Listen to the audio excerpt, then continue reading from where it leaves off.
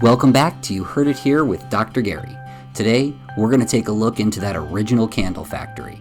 We're going to see how well those ceruminous and sebaceous glands are working to produce wax, and man, in this patient, they're working overtime.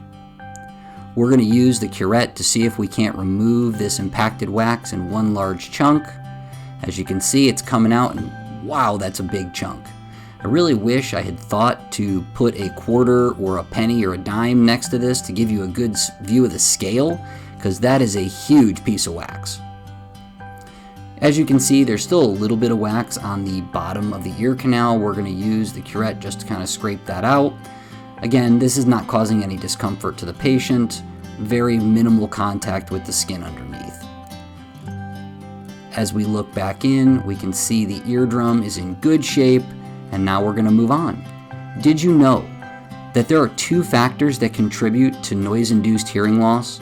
The loudness or volume of the sound, coupled with the duration, how long you're exposed to the sound. Basically, the louder a sound is, the less time you need to be exposed in order for that sound to cause hearing loss. It can either cause what we call a temporary threshold shift, or a TTS, or a permanent threshold shift, a PTS. Make sure you're wearing hearing protection when you're in noisy situations.